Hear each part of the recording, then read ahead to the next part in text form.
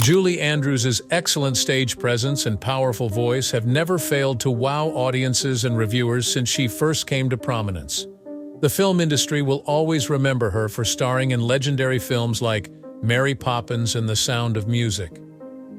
Nevertheless, you will be astounded by the revelations about Julie Andrews' troubled history that the revered legend has made as she approaches the age of 90. Over the course of 7 decades, she blossomed in the limelight, but these enigmatic parts of her life remained buried until she finally opened up, evoking strong emotions in everyone who heard the tale. Could you tell me about Julie Andrews' shadow side? Why has she since decided to speak out? In order to uncover the truth of Julie Andrews' sad life, which was previously unknown, let us go on a remarkable trip through her life. Due to her extraordinary natural abilities, Julie Andrews was thrust into the limelight at a young age. Arriving into this world to parents who were performers themselves paved the way for her incredibly fast rise to fame. But a successful job was no guarantee of a carefree existence.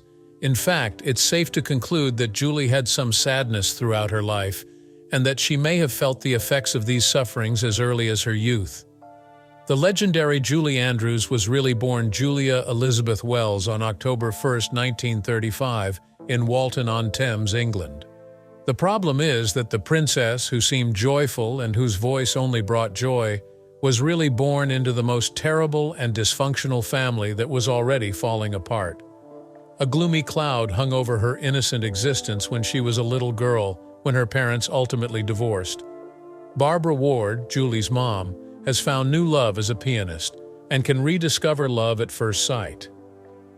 We learn nothing about the dissolution of her marriage until she met and fell in love with music hall performer Edward Andrews. Despite the fact that Edward was not Julie's actual father, he had no qualms about adopting her and bestowing his surname onto her. Moreover, Julie's career trajectory in show business was shaped by his influence. As a result, Julie joined her mother and her newly found father on a tour of England when she was very young, and the family made a living performing. At this time, Julie's parents took note of her exceptional singing ability and wasted no time enrolling her in private music lessons to assist her develop her craft. But this was still not the end of Julie's dangers. Julie and everyone else who lived during the Second World War went through a traumatic experience since it arrived so quickly. Amidst food, clothing, and other necessities shortages, Julie and her family had to endure the dreary darkness of the evenings as one of many hardships they endured throughout the war. In addition, the areas were highly hazardous for children like Julie due to real war activities like bomb raids and explosions.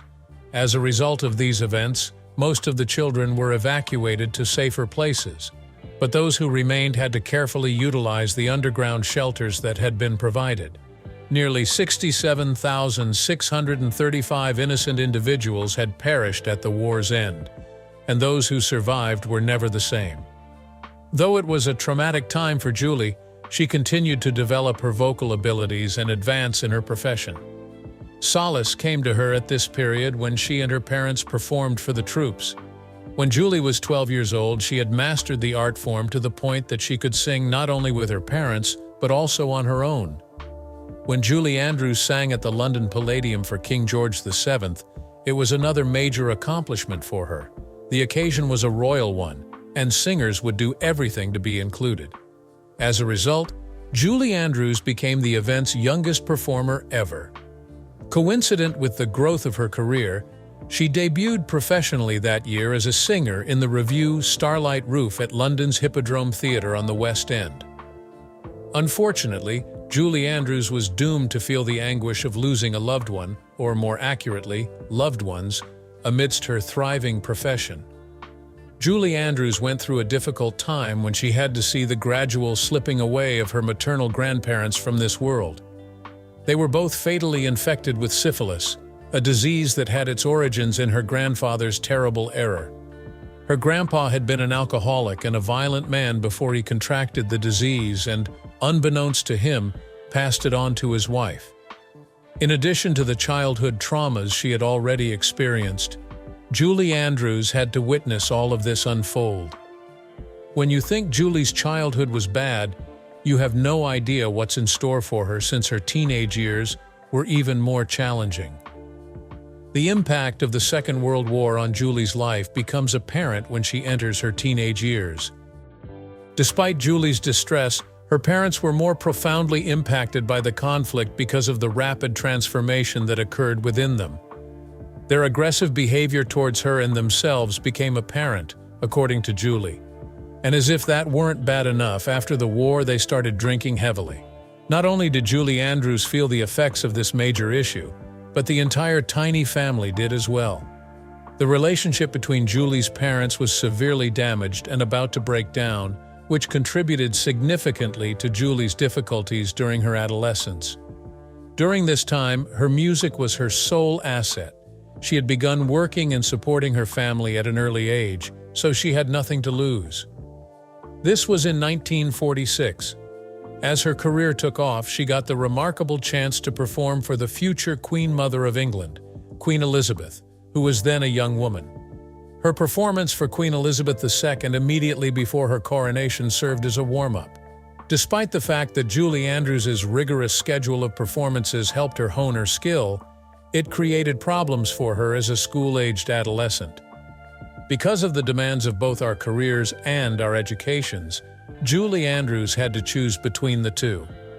Since Andrews had to forego the chance to complete high school or go to college, her education became the scapegoat. This, as simple as it may sound, was yet another challenging part of Andrews' life. The challenges she had as a teenager, however, were far from done. The worst one occurred when Julie Andrews was 15 years old. It was her stepfather's involvement in a complex issue this time. Julie detailed in her moving memoir the horrific things that happened to her in her dysfunctional family when she was a teenager. Due to his alcoholism, Julie Andrews' stepfather Ted quickly lost control of his senses and started acting weirdly toward her. Andrews seen her stepfather secretly show affection for her on 2 separate occasions. As she recounts the entire ordeal, she calls it terrifying and says it made her feel suffocated. Already battered by mental anguish, she bolted her bedroom door to protect herself from further heretical encounters. Indeed, this was done to ensure her bodily safety, but there was also the mental and emotional struggle she had to overcome. One of the most heartbreaking aspects of Julie Andrews' ordeal was having to take precautions in her own house, the one place she was supposed to find refuge, which only goes to highlight how tough her life has been. Despite the mayhem at home, Julie persisted in her trade, shining brightly as she worked. Even though Andrews was thriving as a musician, she struggled to find success in Hollywood for a long. She took a screen test at the London headquarters of Hollywood company Metro-Goldwyn-Mayer as part of her professional aspirations to dominate this field. She was never signed, though. Unlike most teenagers her age, Julie Andrews had no intention of giving up. On the contrary, she persisted in doing her best over the Christmas season. She quickly found herself playing in pantomimes, a sort of traditional British theater. She played several famous parts at this time, such as Aladdin, Jack in the Beanstalk, Little Red Riding Hood, and many more. Until fortune smiled upon her again in 1953, she appeared in a plethora of pantomimes. Around this time, she made an appearance in a Cinderella pantomime, where she managed to win over director Vita Hope with her irresistible charm. As for Hope, she was involved with the London staging of The Boyfriend, a musical by Sandy Wilson from the 1920s, when Julie Andrews was born. It was at this moment that Vita Hope made the life-altering choice to cast Andrews as the lead in the American adaptation of The Boyfriend. Andrews had a difficult decision: remain with her family or follow her professional path, which would require her to leave home and start a new life across the Atlantic. This added another obstacle to her already precarious situation. You could assume what it was from all the ensuing accomplishments, but in the end, she made the tough choice. Andrews was introduced to Broadway in the U.S. by Hope following this episode. In her portrayal of the sincere young British flapper Polly Brown in The Boyfriend, she continued to radiate even more brilliance. The rave reviews began pouring in at this point, with the Christian Science Monitor's prominent critic at the time, John Beaufort, praising Andrews' performance, saying that the incredible singer's take on the role was comic and adorable, and that her solemnly pretty ingenue-ness was a triumph of controlled exaggeration. In The New Yorker, Wolcott Gibbs added to Hope's praise of Andrews, describing her as the season's dramatic highlight. Although her first stage America debut was already launching her career, this was only the beginning for Julie Andrews. The completion of The Boyfriend, though a taste of success, was nothing compared to the opportunity that soon followed, changing her life and establishing her as our legendary theater star. The opportunity was to play Eliza Doolittle in My Fair Lady, an iconic role that no one would have expected someone her age to occupy. Julie Andrews became the youngest actress to achieve this feat, which may have been why she soon faced a new challenge to combat successful advancements. Unexpectedly, while everyone else believed in Julie Andrews' ability to handle her role in My Fair Lady with excellence, her co-star Rex Harrison thought differently. He never believed that she was fit for the role and did not hesitate to show it when he had the chance to, regarding nothing of our previous performance that had shown that she was indeed a talented one. But just like she did with every other obstacle that Julie Andrews had previously faced, she did not bow down in the face of opposition. Still, she showed great perseverance and tenacity, proving to herself with every given opportunity that she was best for the role. Fortunately for her, she has started to win over most of our critics. However, this did not stop or change the mind of her opposing co-star, who soon launched an open campaign that another actress should replace her. In the face of this opposition, however, Julie Andrews was lucky to have a saving grace in the person of Moss Hart, who believed in her above many others. Moss Hart was the production director, so they had the final say in determining whether Andrews stayed or left. Thus, he was steadfast in his decision to keep Julie Andrews, having so much faith in her potential buried within her. Amazingly, he became her mentor, guiding, supporting, and instructing her to succeed. Indeed, Julia Andrews blossomed under his guidance. The results were evident in her performance, which was much better than previous ones, leading to the successful production of My Fair Lady, where Julie Andrews' performance was nothing short of magical. In the midst of all the upheaval that comes with Julie Andrews' career aspirations, her love life with Tony Walton continues to flourish. Their story doesn't begin here, but rather stretches back to their childhood, approximately 12 years ago, when Tony first laid eyes on Julie Andrews in a Christmas pantomime production of Humpty Dumpty. Immediately, Tony was captivated by Andrews' performance, and it was the start of something that would remain beautiful for a long time. Following the performance, in which he played the part of an egg, Tony was fortunate enough to cross paths with Julie again on the way home, where they had a brief conversation that ignited their romantic journey. 2 days after that, Julie Andrews' their love and marriage was one to be envied, as it saw both parties showing genuine love and affection towards each other. On his part, Tony Walton took the time to design their ring himself, customizing it to symbolize their love and commitment to one another. For the design, their rings were made to match a gold brooch, further strengthening the love. Like a match made in heaven, Tony Walton and Julie Andrews' careers also found ways to intertwine.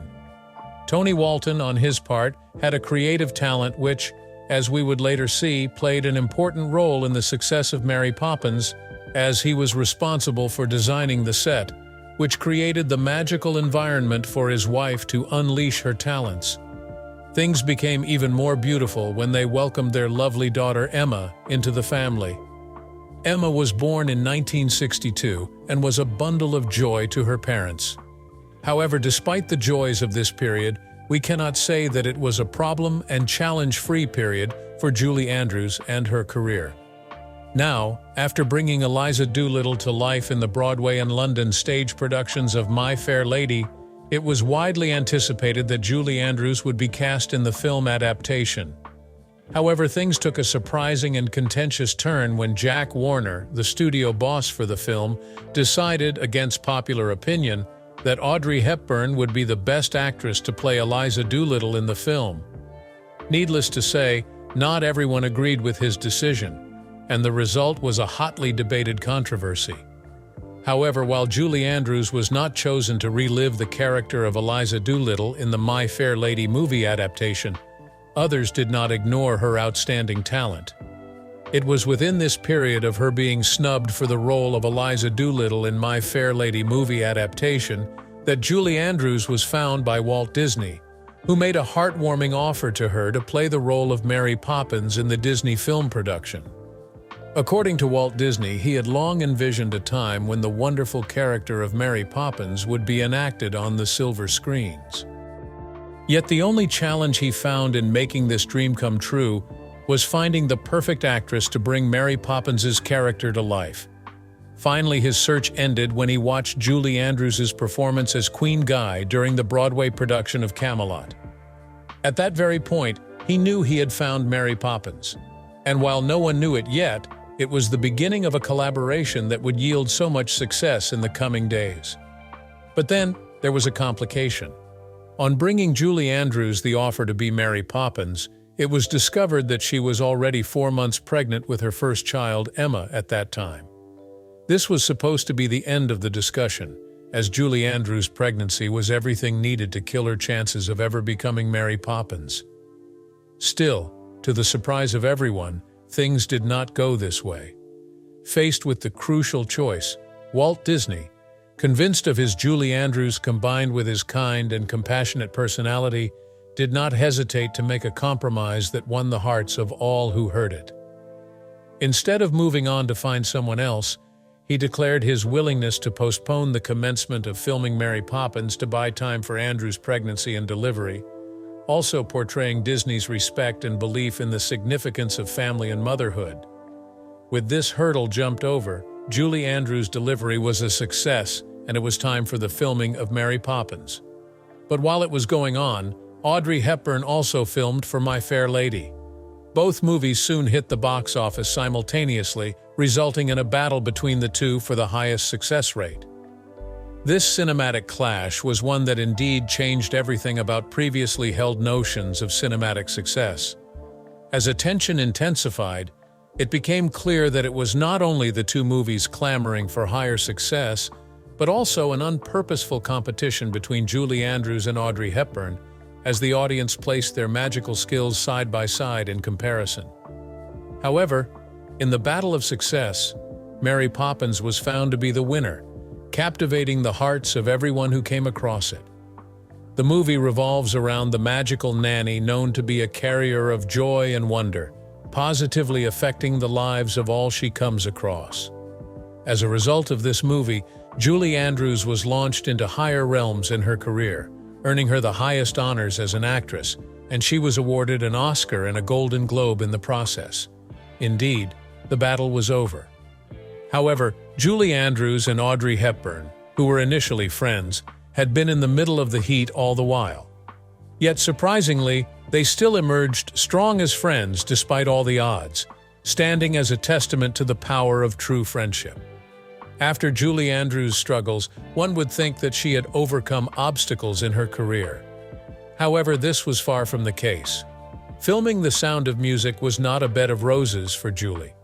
Christopher Plummer, who was supposed to be her co-star, had a rocky start with her. Plummer admitted that he found her annoying and insufferable. Their relationship was quite tense, which made things difficult for our iconic actress. At one point, Plummer even called Summer Miss Disney, which was no longer a compliment because Summer was unhappy with the film's association with the Disney brand. Fortunately, things didn't remain that way for long, as their tense relationship eventually. However, while Julie Andrews surmounted her problems in her career, things were not the same for our marriage, which was slowly failing. Both parties had gotten too busy for themselves, with the stress of constant traveling placed on them by their careers as a great strain on their relationship. The result was the couple growing apart to a point of no return. Thus, while Julie Andrews seemed to be succeeding in her career, the contrast was the case in her personal life, thus highlighting the personal struggles the legendary actress had to go through while keeping the public entertained. Despite their efforts to save their relationship, it all ended with their divorce in 1967, thus marking the end of something very beautiful and highlighting the ordeals that come with fame. These were indeed difficult times for Julie Andrews, where she had to take her mental health seriously by registering for therapeutic sessions. We must note that the divorce between Julie Andrews and Tony Walton did not mark the end of their relationship. Even though they were no longer married, they could still maintain a relationship that has endured until now. The end of Julie Andrews' marriage with Tony Walton was not the end of her love story, but just a chapter of it. In the next chapter, we find Blake Edwards coming into the picture like a scene in a romantic novel. Their relationship began in the late 1950s and was set in motion when they accidentally came across each other while attending therapies. Blake Edwards was on his way out on that fateful day when Julie Andrews was on her way in. Catching a glimpse of her was all it took to leave Edward Blake smitten by her beauty and grace. On another occasion, Blake initiated a conversation by asking Julie Andrews if she was going where he was just coming from. It was a magical moment that marked the beginning of their beautiful relationship, filled with many joyous moments. Now, Julie's relationship with Blake Edwards was not without its struggles. Blake Edwards at that time was struggling with bouts of depression, which occasionally placed some punctuation in their relationship. However, the good part of this is that they tried to overcome their struggles by sticking determined to face their challenges head-on and solve them together. Indeed, Julie Andrews' life has been filled with intrigues. However, as she approaches 90, we are glad to see how far she has come. Let us know what you think about Julie Andrews' experiences by leaving a comment below.